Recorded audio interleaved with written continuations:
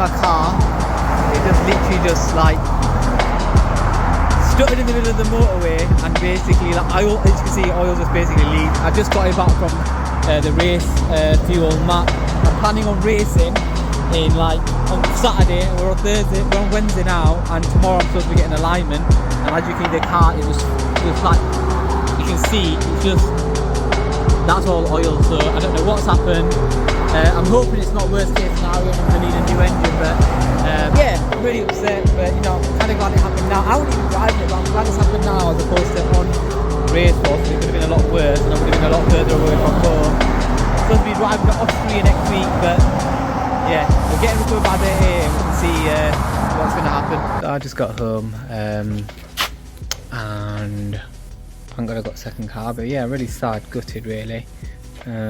The race fuel and the old wheel are in the back, but it's 11:30 now, well nearly 12. I'm going to eat dinner if I've not had dinner, and I'll catch up with you tomorrow.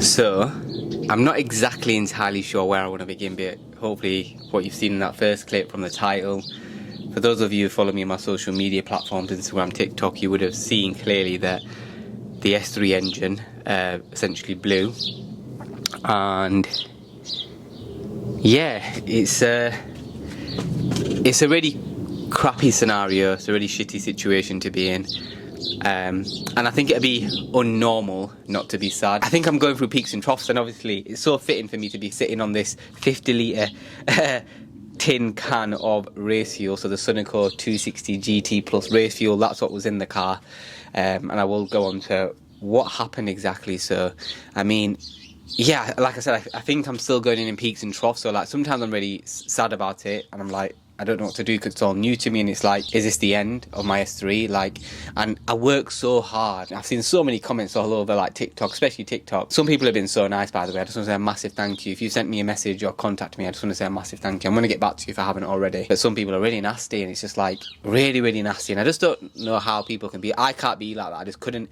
I could not kick someone whilst they're down. I just couldn't. It's just not in my DNA to do that. I don't think anyone should do that to anyone. But like I said, sometimes I'm really sad. Sometimes I'm feeling really negative about it. And I'm like, I don't know what to do. How am I going to figure it all out? I was supposed to be racing tomorrow at Race Wars, Saturday. This happened on Wednesday. I'm supposed to be driving the S3 to Europe, to Austria next Friday. By the way, I'm still going to go on that trip because, you know what, I'm not going to let this get in the way of that. And I'm pretty sure the S3 wouldn't want me to like not go to Europe. I know it's not a being, but like I absolutely love that car. Like I can't even tell you how sad I am. But yeah, I had so many plans, and it just happened just before all this stuff was, you know, going to unfold, like going to Race Wars, racing. But I am trying to stay positive. I am confident that I'm going to turn this L into a W. The S3 is definitely going to be back. I'm going to make it like a resurrection. When it comes back, it's going to be like the Undertaker. No matter how many times the Undertaker got defeated, that guy still always came back. So it's going to be like an Undertaker comeback, but it's just going to take a little while to get there and figure out how to get there. And that's the difficult part. So I had a conversation yesterday morning with Nathan from ARES or RS Tuning.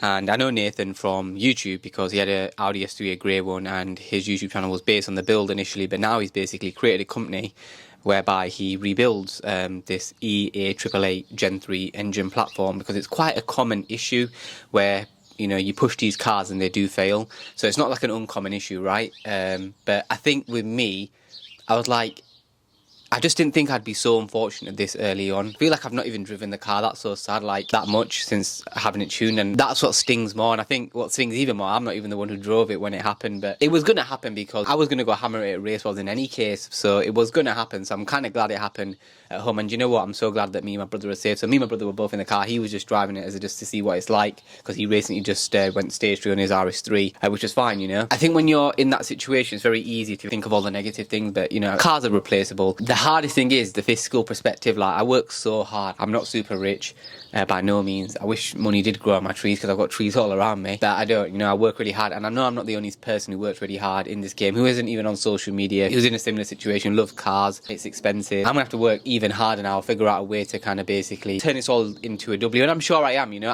And by the way, I'm gonna try to document this whole journey now, because I think it's gonna be a journey in itself, and I'm still even gonna try get my car that I wanted to get next year, because you know what, I love cars. cars. It's what my passion is, and I'm going to work super, super hard to try and make it all possible. So sorry, I went on a bit of a tangent there, but Nathan essentially said, you know, with these cars, when you pass 450 brake horsepower, it's not a question of will it happen, it's a question of when will it happen. So you're always kind of on that ticking time bomb scenario. It's annoying. And I think earlier I saw this S3. I've been seeing so many S3s now, and it's just like, what makes it worse is I hate seeing people in nice cars who drive like pricks. I see people now in my daily. I've only got one car now, the E87, which I still love. There's so many positives, you know. I've got a roof over my head. I've still got a car. Like, there's so many good things, you know. Again, I think it'd be unnormal for me to sit here and say I'm not sad and I'm not gutted and I'm not absolutely heartbroken at times, you know. Because like I said, peaks and troughs really. Yeah, look, it's happened. There's nothing I can do. There's no point me being sad and negative about this situation, because you know what? It's not going to get me anywhere. I could sit in this garage in the back of the corner, cry my eyes out with all these new things, the new bumper I just bought,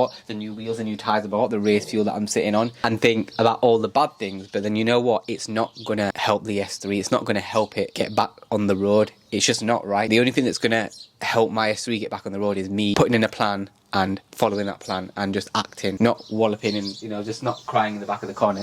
Even though sometimes I have thought about that in the past couple of days since it happened. But now, let's get into what exactly happened now. So for those of you who don't know, my car was stage 3 tuned. I did some of the work myself. Some of the work was carried out by Chris at CM Tuning, and he also used MRC map. He essentially uses MRC to tune the cars, right? So my car was running a stage 3 MRC, ECU and TCU map. It was switchable maps, so on full boost. I don't remember the exact top bar, but I'll have to put that in as a text overlay. But it was running 540 brake horsepower, and again, I can't remember the torque figures off my head, but I will put it in its text. Running about 540 brake horsepower on full boost, map 3. I was like, you know what, I really want to run race fuel, because I saw a couple of guys in America doing it on like flex fuel maps, and I thought, oh, I want to run race fuel because I can't run like a true E85 map, because there's a lot of work that goes into it. So went to Chris, and this was all in prep for race wars, right, because I wanted to get that extra bit of power. So I got the car, everything was fine. It had oil service, DSG service, Haldex service, everything. Picked the car up, 30 minutes I had it. I took it for a drive first, and I kid you not, you could tell there was a power difference. Like, I'm not just making it up. The car was fast, right? It honestly felt like an extra 50, 60 brake horsepower more. I want to say 100, but I just don't want to exaggerate. But it was rapid. I have never personally been in a car that's moved like that. You could almost say, well, given it felt so fast, that's probably the reason why it went bang. It's exactly why everything happened, right? Because I kid you not, it was rapid. Like, if I'd gone to race wars, I'd guaranteed past 190 miles per hour, and guaranteed it was moving. And it was like, it was just so sharp, the power. It was just instant, and the boost was crazy. So when I got home, I told my brother, I jumped out of the car pretty much. I was like, look, this car is rapid, yeah. And he was like, can I drive it? I was like, yep, sure, drive it. He drove it. And again, he wasn't really doing anything that I wouldn't say was out of the ordinary. We were just driving it a bit fast, right, a bit spirited, and we're on the motorway, and then all of a sudden, I think because it happened so quick at the time, we didn't realise what happened, but I heard a sound in the front left, smoke out of the exhaust. I thought the turbo at first, but I just didn't really know what to think. We pulled over, car was switched off immediately. I would say 30 seconds from the actual issue, the oil management light came on saying lower oil, and a couple of lights came on. I'm not really sure why, and I suppose we'll get into that. We'll get into the official findings in a minute. So we pulled over, really bizarre. The whole left-hand side, the passenger side of the car. My car, for those of you who know, is very rarely clean. The reason why it looked so clean in the pictures is because it was glistened in engine oil. 5.7 litres of engine oil covered the front, everything on the passenger side, right side, bone dry, really bizarre.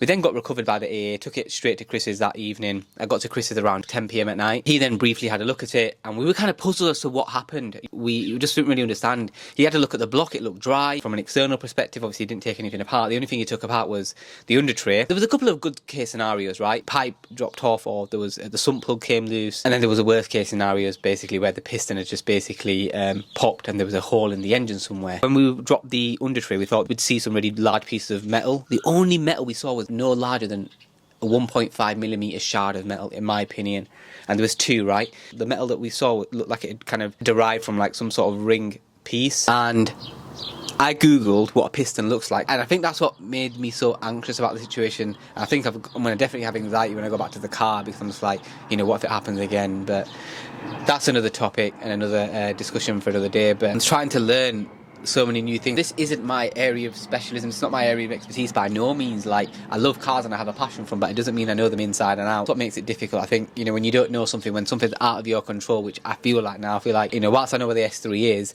everything feels like it's out of my control, and I don't really like that.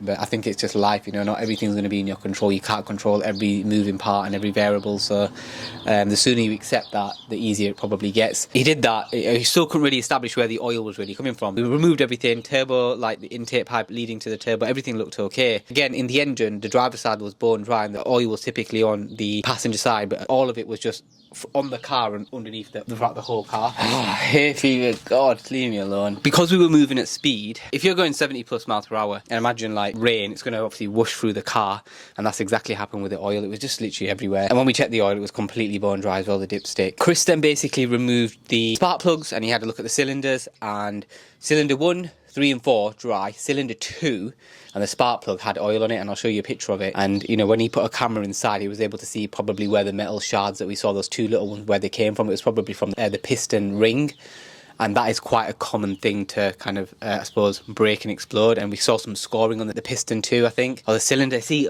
you know, I feel like an idiot when I'm describing these things, but you know, again, it's all very new to me really, but I'm sure I'll learn along the way. So that's exactly where we're at. The official diagnosis of the car is going to be next week. So Chris did say, well, what anybody will need to do is take the engine out and understand whether there's a hole in the engine or what the kind of like current state of everything is, the gearbox, the engine and so, and the crankshaft and so and so. So it's going to be expensive, and I think that's what kind of like stings hard. I'm like, I've just spent 1,800 quid to get all these servicing done, to get the race fuel map on, and it's just like, oh, it hurts, man. It really does hurt. But options are now, and that's a good thing, that's a positive, right? If you've got options, that's a positive thing, because some people have no options and that's hard, but I've got options, which is good. So first option is, and this is best case, if there's no hole in the engine and the actual block is okay, then we can essentially forge that block, and you're probably looking at around £4,000 to £6,500 to forge it. Well, that would basically make it future-proof and bulletproof the engine for the future, so I could run that big power and it'd be absolutely fine, right? That's an option that I want to consider.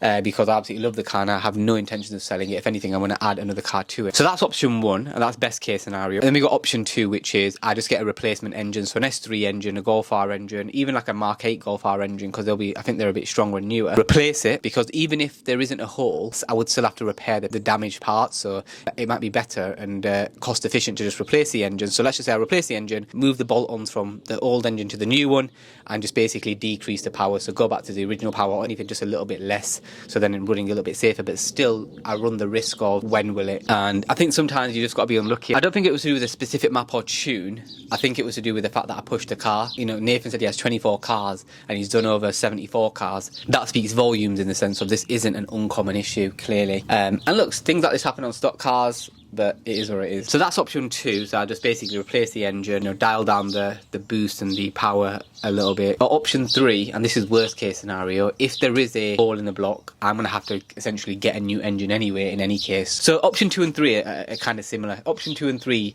involve me buying a new engine. Option 2 is I just fit the engine and move the bolt on from one engine to the other and then just kind of detune the power. Or option 3 is I get a new engine and I forge that engine so then I can continue running that big power. So they're the 3 options.